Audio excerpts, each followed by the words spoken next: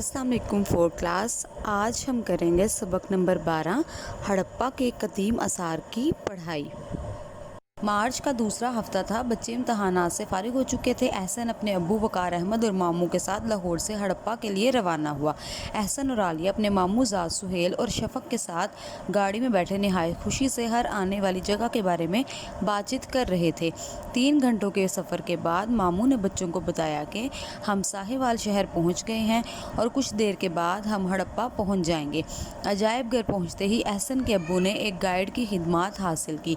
Guide ने उन्हें बताया कि इस शहर को 1920 में माहिरीन आसार कदीमा की एक टीम ने दरियाफ्त किया था। इस टीम का मकसद सिर्फ कुछ कदीम चीज़ों का हुसूल था। ये बात उनके वहम गुमान में भी नहीं थी कि इस जगह से एक पूरा शहर दरियाफ्त हो जाएगा। बच्चे गाइड की बताई हुई मालूमात को दिलचस्पी से छोटी छोटी डायरियों में लिख रहे थे। हड़प्पा के आसार पर तहकीक करने वाले माहिरीन के मुताबिक यहाँ लोगों ने इंसानी तहजीब में सबसे पहले लिखना पढ़ना शुरू कर दिया था। एहसन ने गाइड से पूछा, अंकल वो लोग कौन सी ज़ुबान में लिखते पढ़ते थे? गाइड, ये तो अभी मालूम नहीं हो सका कि वो कौन सी ज़ुबान में बात करते या लिखते पढ़ते थे। ताहम वो ज़ुबान मिट्टी के ठेकरों और धात के टुकड़ों पर लिखी हुई देखी जा सकती है। वहीद मामू ने दूर फैले हुए टेलों की तरफ इशारा करते हुए गाइड से पूछा, क्या ये टेले भी हड़प्पा के आसार ही का हिस्सा हैं? गाइड, जी हाँ, महकमा आसार कदीमा ने हड़प्पा के आसार को 7 हिस्सों में तकसीम किया है। 1 अजायब घर, दूसरा मदफन आर, तीसरा मदफन ईच, चौथा खुदाई शुदा हिस्सा, 5वां हिस्सा फसील, 6ठा हिस्सा नौ गज़े बुज़ुर्ग की कब्र और 7वां हिस्सा गले के गोदाम पर मुश्तमिल है।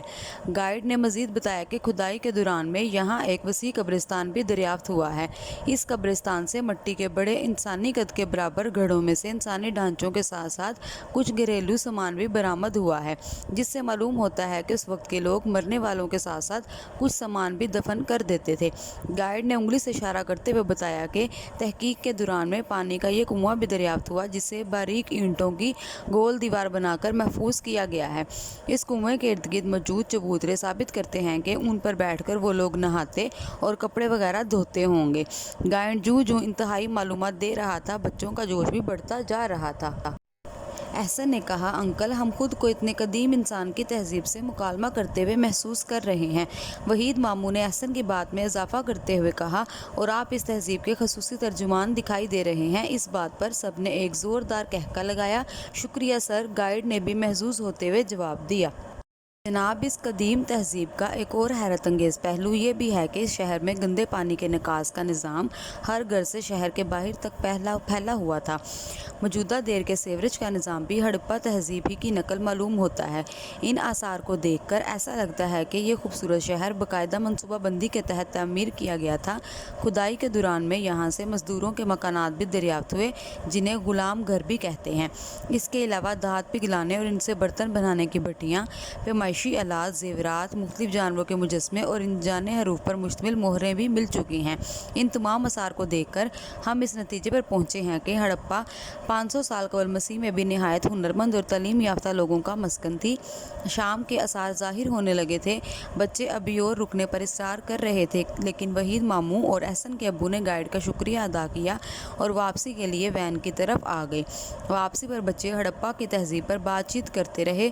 मामू और अब्बू जान ने भी इनके बहुत से सवालात के जवाब दिए। इशा की नमाज से पहले वो लाहौर वापस पहुँच आए। यूँ एक दिलचस्प सफ़र खैर आफियत से इख्तिताम पजीर हुआ। हड़प्पा के आसार कदीमा साहिवाल से 35 किलोमीटर के फासले पर वाक़या हैं। अहम अल्फाज: गुफ्तगू, फारिग, रोशनास, मुंतखब, फाटक, ठेकरों, तर्जुमान, सेवरेज, खुदाई, मस्कन।